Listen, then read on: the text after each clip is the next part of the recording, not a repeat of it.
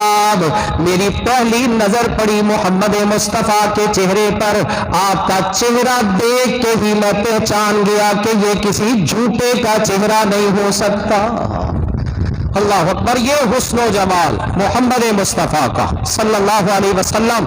اور پھر صحابہ کرام اپنے اپنے انداز میں بیان کرتے ہیں رسول اللہ صلی اللہ علیہ وسلم کا چہرہ مبارک، آپ کا حلیہ مبارک اپنے اپنے انداز میں بیان کرتے ہیں۔ ایک صحابی کہتے ہیں نبی صلی اللہ علیہ وسلم مثل السیفی، آپ کا چہرہ مبارک تلوار کی طرح تھا، تلوار کی طرح۔ ایک صحابی کہتے ہیں نہیں تلوار کی طرح نہیں تھا، مثل القمری، آپ کا چہرہ مبارک تو چاند کی طرح تھا۔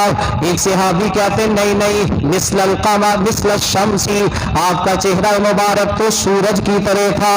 ایک صحابی کہتے ہیں کان ابیض ملیح الوجہ، رسول اللہ صلی اللہ علیہ وسلم کا چہرہ مبارک بہت ہی خوبصورت چمکدار سفید چہرہ اور خوشنما چہرہ، جاذب نظر چہرہ محمد مصطفیٰ کا صلی اللہ علیہ وسلم۔ حضرت ابو ہریرہ فرماتے ہیں ما رأیت شیئا احسن من رسول اللہ صلی اللہ علیہ وسلم۔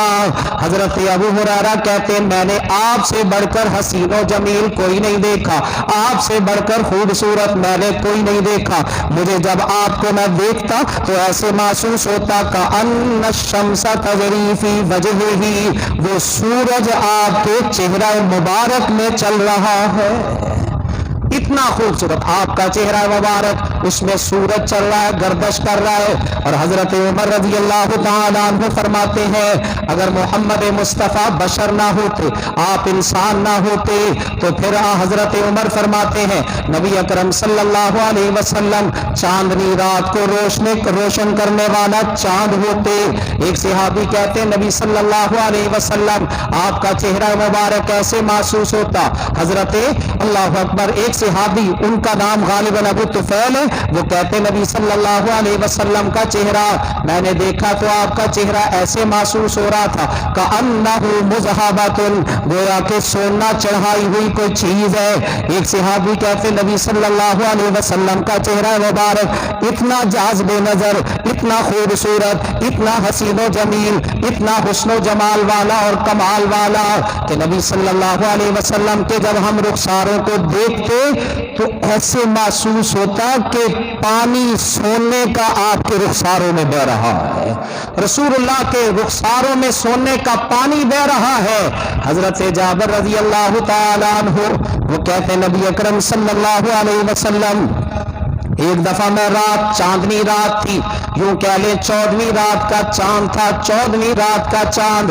حضرت جابر کہتے میں آیا مسجد نبوی کے اندر، میں نے آ کے کیا دیکھا کہ محمد مصطفیٰ صلی اللہ علیہ وسلم آرام فرما رہے ہیں اور آپ کا چہرہ مبارک آسمان کی طرف ہے، آسمان کی طرف رخ ہے محمد مصطفیٰ کا صلی اللہ علیہ وسلم۔ تو کہتے ہیں میں دیکھنا شروع ہو گیا، رسول اللہ کی زیارت کرنا شروع ہو گیا، آپ کا دیدار کرنا شروع ہو گیا، میں دیکھتا جا رہا ہوں، دیکھتا جا رہا ہوں۔ اچانک میری نظر اوپر آسمان کی طرف اٹھی تو آسمان کے اوپر 14ویں رات کا چاند بھی موجود ہے۔ تو حضرت جابر کہتے ہیں اب میرے دل میں یہ بات آئی یار آج دیکھوں تو صحیح وہ 14ویں رات کا چاند زیادہ خوبصورت ہے یا محمد مصطفیٰ صلی اللہ علیہ وسلم کا چہرہ مبارک زیادہ خوبصورت ہے۔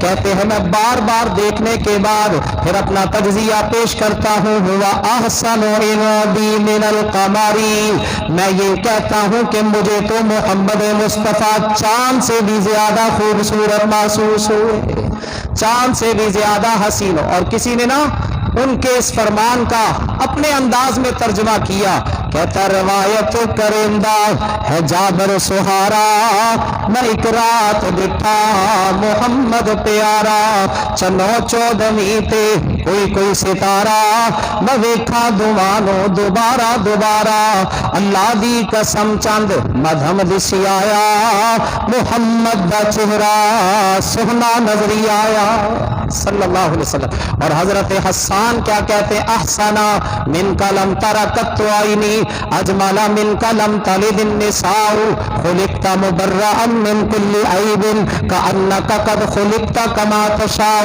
کیا ترجمہ اس کا؟ احسن منک لم تر قط عینی. اے محمد مصطفیٰ آپ سے بڑھ کر حسین و جمیل تو میری آنکھوں نے کبھی دیکھا ہی نہیں ہے. اجمل منک لم تلد النساء.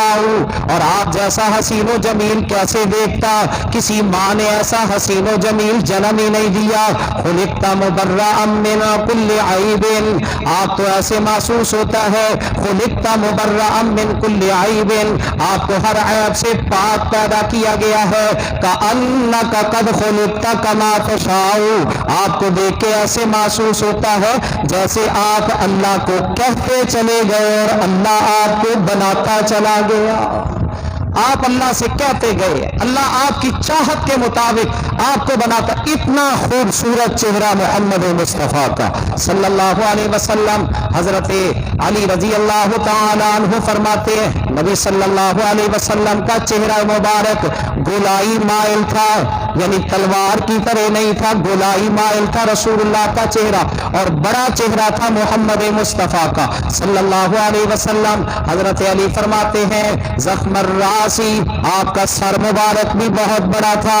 زخم الکرادیس, آپ کی ہڈیوں کے جوڑ بھی بڑے جو ہے وہ کشادہ تھے.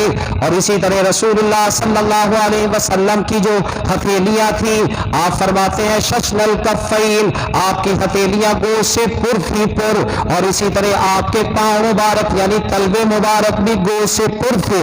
اور نبی صلی اللہ علیہ وسلم آپ کی آنکھیں مبارک بڑی ہی سرمیلی, اور اسی طرح اللہ اکبر حیا والی. اور نبی صلی اللہ علیہ وسلم کی آنکھیں بڑی بڑی آنکھیں, اور اس میں گول گول ڈورے, اور پلکیں نبی صلی اللہ علیہ وسلم کی بڑی باریک باریک, اور اسی طرح بڑی باریک باریک ابرو آپ کے. اور اسی طرح رسول اللہ صلی اللہ علیہ وسلم کا ناک مبارک تلوار کی طرح, اور دانت مبارک. حدیث میں آتا ہے جب آپ ہنستے نا تو آپ کہکا نہیں لگاتے تھے, کہکا نہیں لگاتے تھے, کہکا نہیں لگایا آپ نے. بہت کم واقعات ہیں جس میں محمد مصطفیٰ صلی اللہ علیہ وسلم کی داڑھی مبارک صحابہ نے دیکھی. بہت کم واقعات. رسول اللہ صلی اللہ علیہ وسلم کہکا نہیں لگاتے تھے, اور جب بھی آپ ہنستے تو مسکراتے, صرف تبسم فرماتے, تبسم. اور یہی مسکرانا, یہی تبسم فرمانا, صحابہ کرام جب دیکھتے آپ کے دانت مبارک تو ایسے محسوس ہوتا جیسے بارش میں اولے برس رہے ہوں, برف جو ہے وہ گر رہی ہو. اس طرح رسول اللہ صلی اللہ علیہ وسلم کے دانت مبارک. اور پھر نبی صلی اللہ علیہ وسلم آپ کی داڑھی مبارک, حدیث میں آتا ہے گھنی داڑھی, گھنی داڑھی محمد مصطفیٰ کی, اور اسی طرح سینے تک پہنچنے والی یعنی پوری اور مکمل داڑھی. آج ہم تو اس سے بہت شرم محسوس کرتے ہیں نا, عام یہ روٹین ہی بن چکی ہے کہ نہیں اس کا تو کوئی مسئلہ ہی نہیں ہے. بہت سارے ایسے اللہ اکبر اسکالر قسم کے اور پھر اس طرح کے نمازی بھی بعض ہوتے ہیں, نہیں اس کی تو ضرورت ہی, سارا زور ہی داڑھی پہ. رسول اللہ صلی اللہ علیہ وسلم کی گھنی داڑھی. اور پھر حدیث میں آتا ہے کہ آپ ان مونچھوں کو کٹوانے والے, پست کرنے والے, رسول اللہ صلی اللہ علیہ وسلم کا لحاف مبارک کشادہ. اور پھر نبی صلی اللہ علیہ وسلم کے سر کے بال, حدیث کے اندر آتا ہے 3 قسمیں کہ آپ کے سر کے بال بعض دفعہ یہاں تک پہنچتے کانوں تک, اور بعض دفعہ کانوں کے درمیان یعنی کان کے درمیان تک پہنچتے. بعض دفعہ آپ کے بال مبارک جو ہے وہ اللہ اکبر کانوں کی لو تک پہنچتے.